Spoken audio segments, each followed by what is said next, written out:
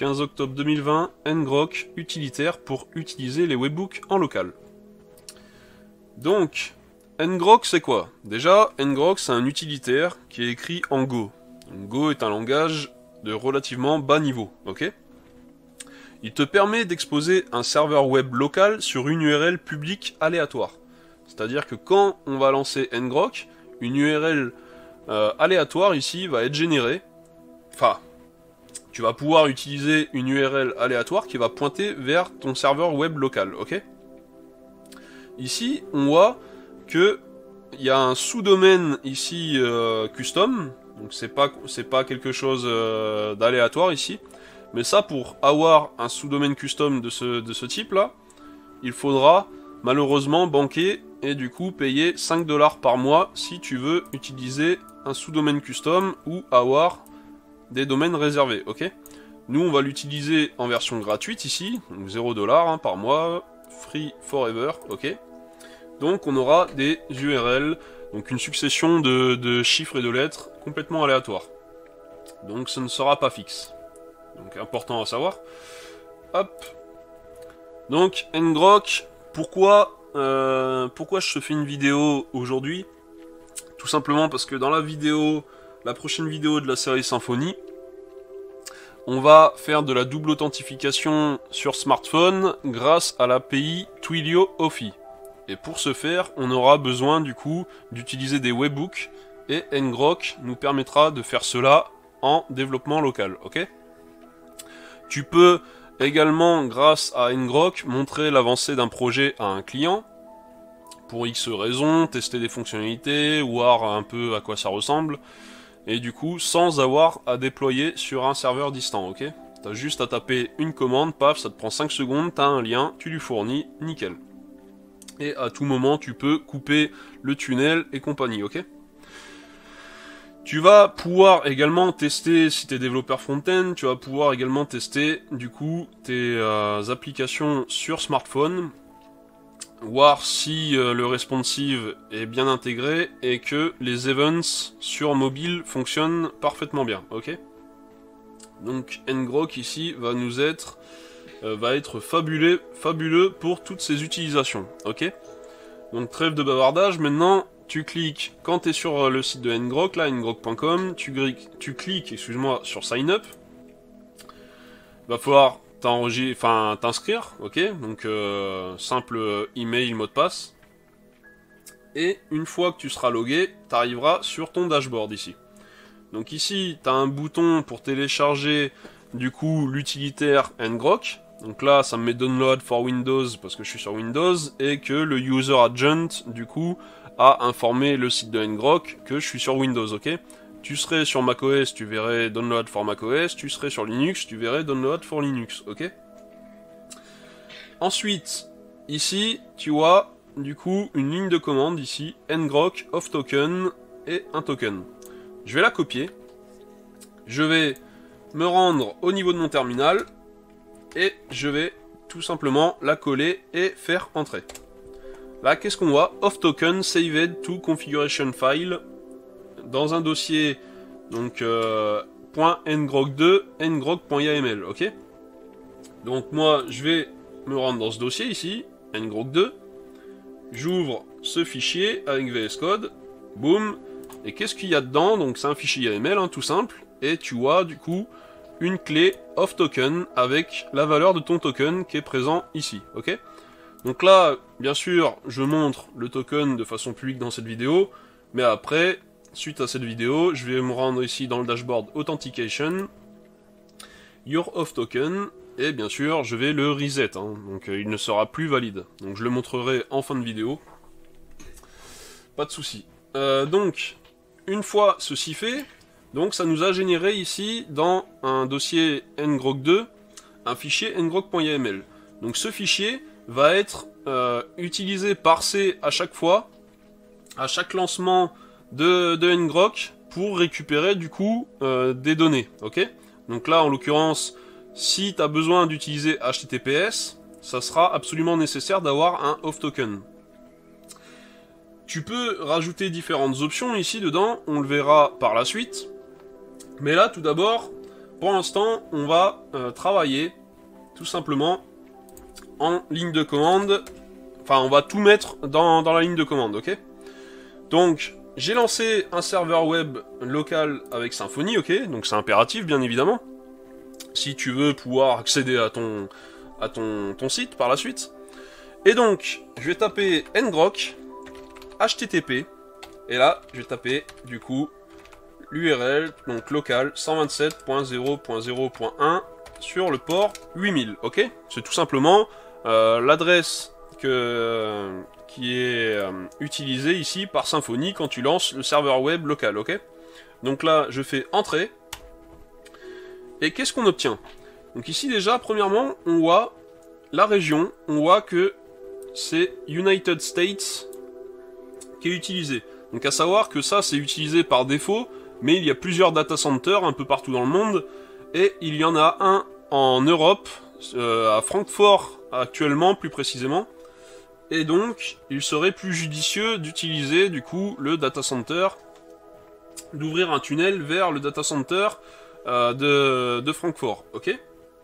Donc on va le voir prochainement, et donc ensuite à une web interface ici, donc on peut l'ouvrir.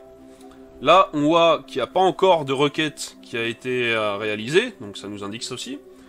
Et là, tu as un lien en HTTP ainsi qu'un lien en HTTPS. Donc bien évidemment, nous, on va utiliser l'HTTPS. Donc je l'ouvre. Hop. Et là, on voit que je suis sur mon appli. Hein. Login. Nickel. Donc là, tu vois, on a un sous-domaine aléatoire, donc qui est composé d'une succession de chiffres et de lettres. Ok ? Qu'est-ce que je voulais te dire? Donc maintenant, si on revient voir au niveau de l'inspecteur, là, des requêtes, on voit les différentes requêtes qui ont été réalisées, et on voit qu'on peut relancer des requêtes, et bien sûr, modifier des valeurs ici, enfin je dis bien sûr, mais c'est très, très utile du coup d'avoir ceci, ok? Hop, je reviens là, je vais fermer mon tunnel, je fais CTRL-C, du coup, ça coupe le tunnel. Si j'actualise ici, on voit que le tunnel, du coup, n'est plus trouvé, ok? On a une 404. Là, je reviens au niveau de mon terminal. Je reprends ma ligne de commande.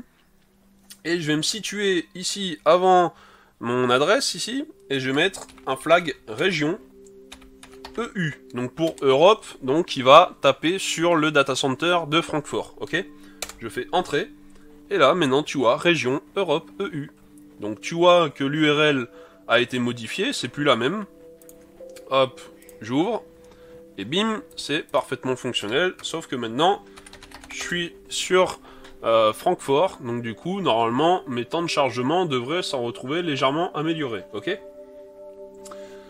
Donc, là, on voit qu'on a toujours notre URL HTTP là qui nous sert à rien, parce que ça en double, et celle en HTTP ici ne nous sert à rien. Donc je vais fermer ceci, je reprends la ligne de commande, et je vais me placer après HTTP ici, et je vais mettre le flag bind TLS, et je vais mettre la valeur true, ok? Pourquoi ça ne fonctionne pas là?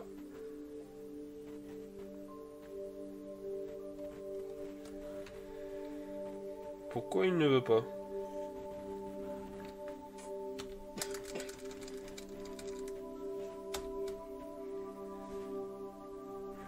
Attends.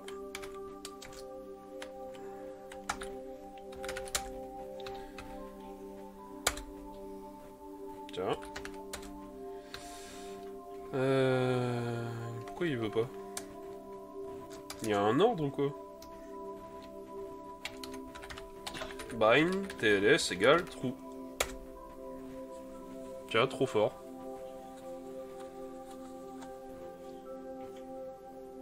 Il veut pas de mon bind TLS là. Alors est-ce que c'est avec un tiret plutôt? Bind TLS égale true. Ouais, ok, autant pour moi. C'était avec un tiret et non pas... En plus c'était indiqué dans les options il me semble là, dans le helper. Donc maintenant, à présent, tu as une seule URL du coup en HTTPS qui pointe vers ton site, ok, vers ton serveur local. Donc là maintenant, j'ouvre, open, et boum, tac, je reviens sur login, nickel Chrome.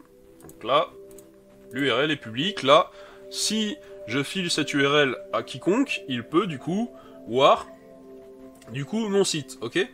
Donc après, si tu veux faire une démo, il faudra bien sûr que tu utilises BrowserSync, un autre tunnel avec BrowserSync et ngrok, et du coup, quand tu feras comment dire, des actions sur ta page, eh bien, l'utilisateur, lui, de l'autre côté, verra également les mêmes actions au même moment, ok? Donc là, c'est pas la question, là, c'est vraiment, du coup, si tu files cette URL comme ça, sans utiliser BrowserSync, il pourra, lui, de son côté, utiliser le site, ok? Et bien sûr, BrowserSync, tu peux voir également, si lui fait des choses, voir, toi, ce qui se passe de ton côté, ok? Bref, c'est un petit aparté. Qu'est-ce que je voulais dire? Donc là, on a vu bindTLS, et maintenant, dernière chose que je veux te montrer, je reprends ma ligne de commande, et je vais vouloir rajouter un autre flag qui s'appelle off, donc qui va me permettre de faire une authentification basique. Pourquoi? Parce que là, en fait, si quelqu'un arrivait à deviner cette URL là, il pourrait très bien là actuellement visiter mon site, le tester et tout. Et toi, tu veux peut-être que, enfin, c'est fort probable, tu ne veux pas que n'importe qui puisse utiliser le site en question, le tester. Donc du coup, ici, tu vas mettre off. Ici, tu vas mettre ton username, donc tu mets ce que tu veux. Hein. Moi, je vais mettre Kev ici. Et le mot de passe, je vais mettre Hello World. Ok? Donc, est-ce que ça fonctionne? Ça me paraît bizarre que ce soit coloré ainsi, mais... Ouais, c'est pas bon. Alors, tac. Je vais venir peut-être le mettre ici. Off. Égal. Non, ouais, c'est qu'il veut pas... Il veut pas des cotes ici. Donc là, je vais mettre Kev. Hello World.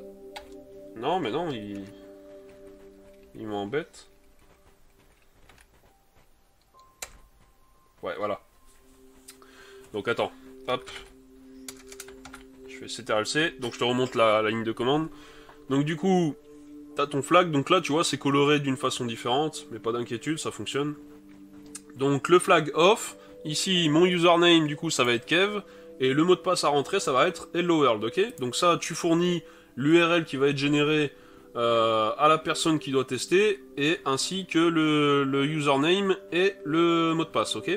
Donc là, je fais entrer, tu vois que du coup tu as cette URL qui est générée, je l'ouvre, et là, boum, tu as une authentification basique qui s'offre à toi. Donc du coup, si tu fais connexion, bien, à chaque fois ça va s'afficher, si tu fais annuler, tu ne verras rien, et tu verras authorization failed.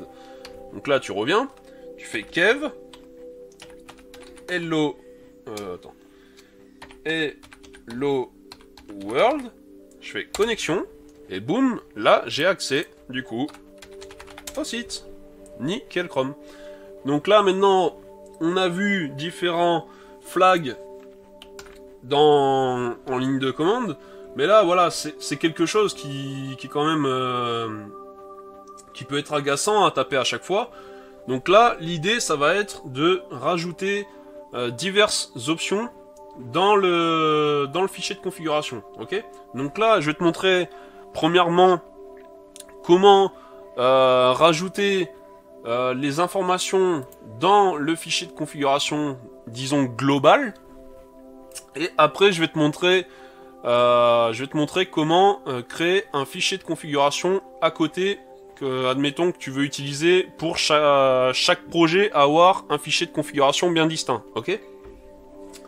Donc là, au niveau de ngrok ici, je vais pouvoir spécifier plusieurs choses.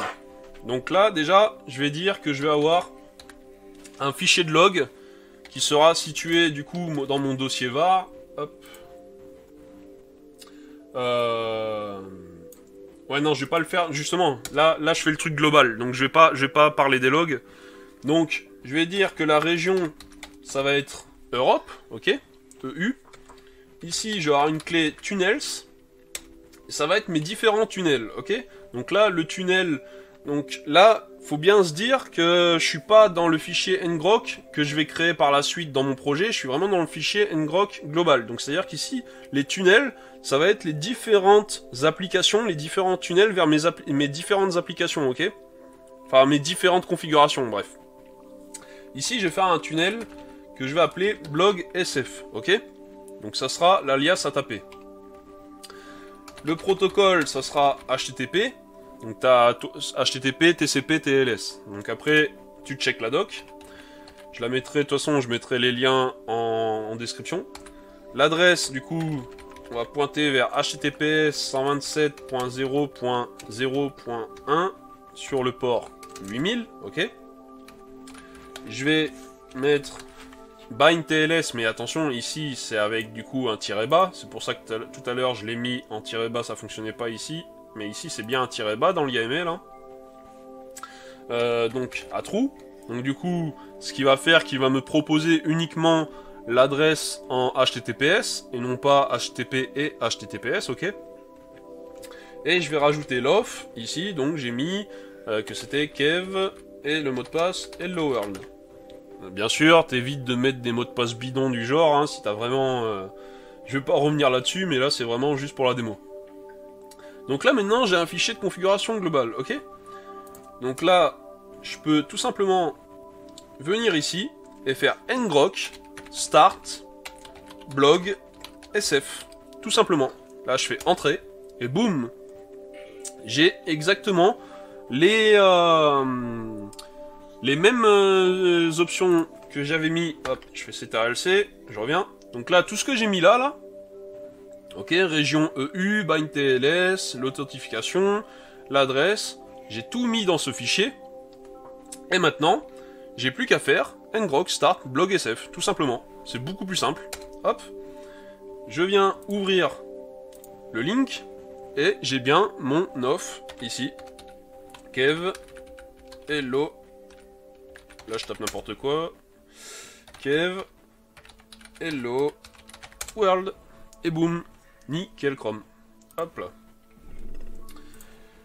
Donc là, c'est un... Donc, j'ai fait ça dans le fichier de configuration globale. Nous, ce qu'on va vouloir faire plutôt, c'est avoir un fichier de configuration propre, du coup, à notre projet. Donc ici, à la racine, je vais faire un ngrok.yaml. Ok. Je vais venir prendre tout ceci. Je laisse juste le off token dans mon fichier global. Ça, j'ai pas envie d'avoir à dupliquer ça. Je le laisse dans le fichier global, ok. Je viens dans mon ngrok.yaml ici. Je me tape ceci. Et du coup, je vais pouvoir rajouter différentes clés. Donc déjà, log.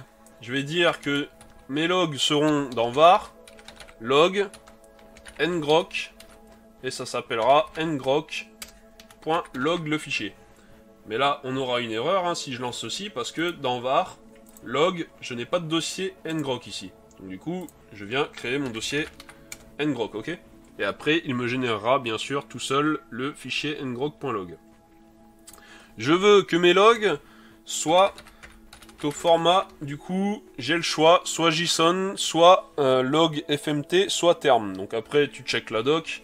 Mais du coup, moi, je vais utiliser ici log FMT. Donc c'est une association clé-valeur. Et le niveau, donc le niveau pour les logs, je vais lui mettre info. Tu peux mettre déjà le niveau à debug, hein, comme tu veux. Tu as différents niveaux de log. Donc là, je vais mettre juste info, ok? Et donc du coup, là, je suis nickel. Donc là, c'est mon ngrok.yaml au niveau de mon projet, on est d'accord?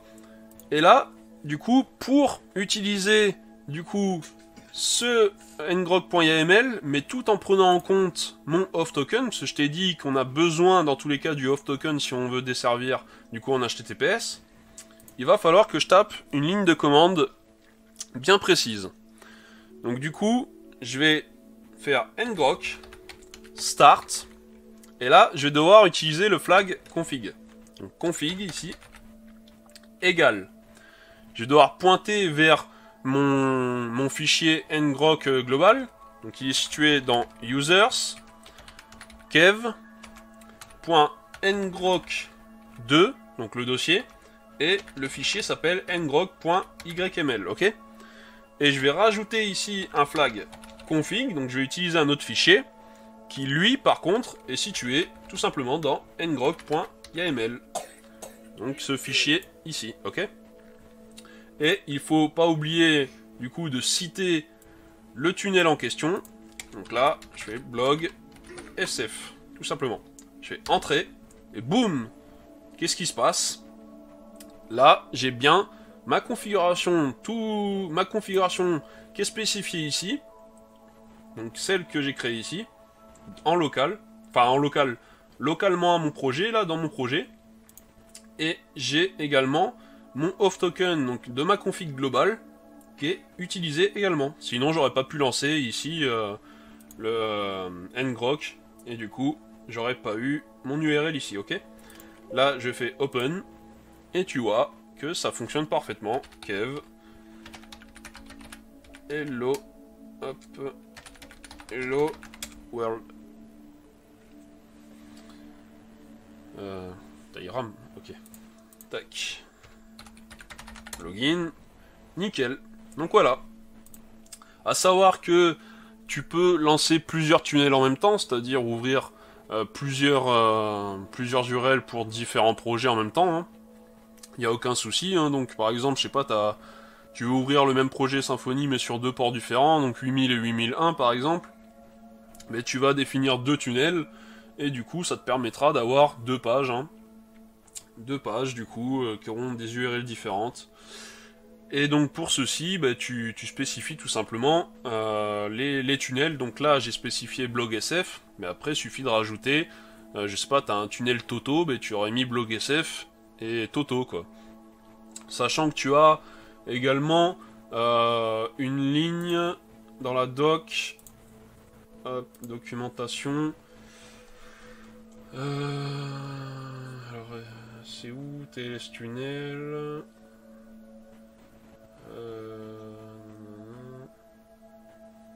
C'est où?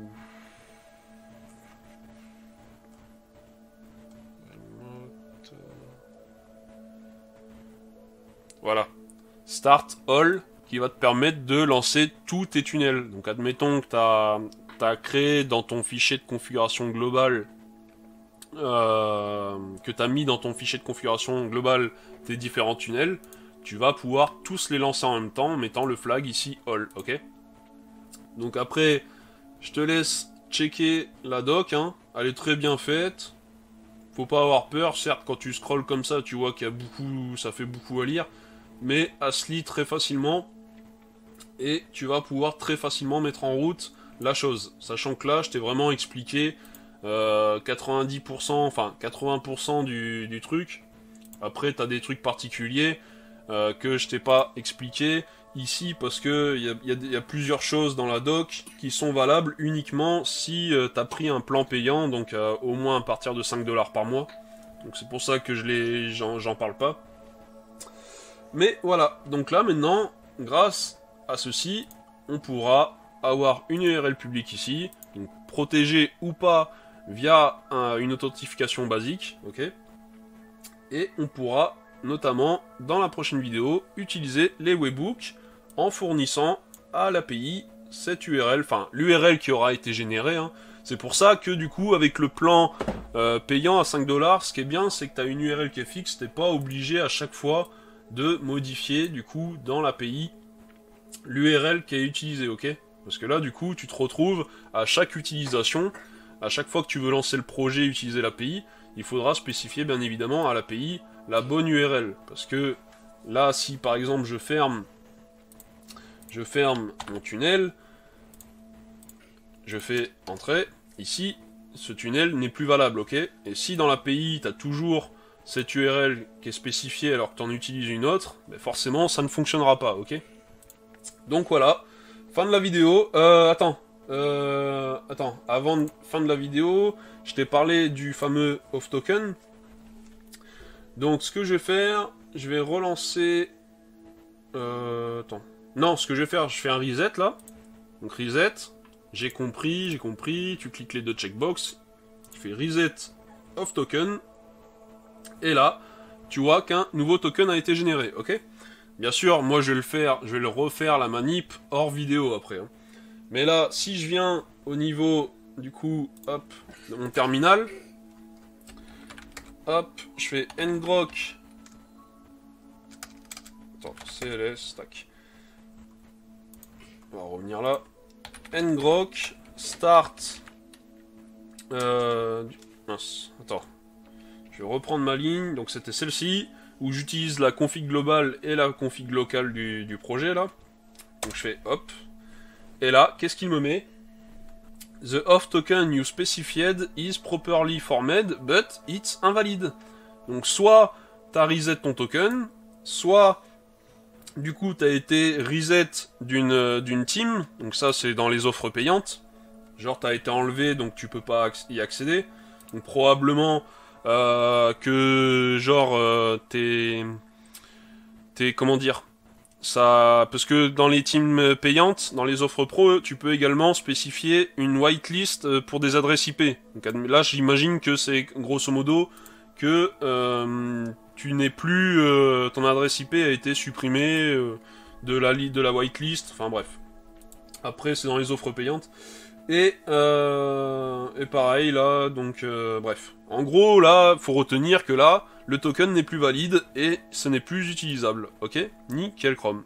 Donc voilà, c'était la fin de cette vidéo. Et grâce à ceci, tu pourras comprendre la prochaine vidéo de la série Symfony. Sinon, t'aurais été complètement largué si tu ne connais pas ngrok. Allez, tchuss!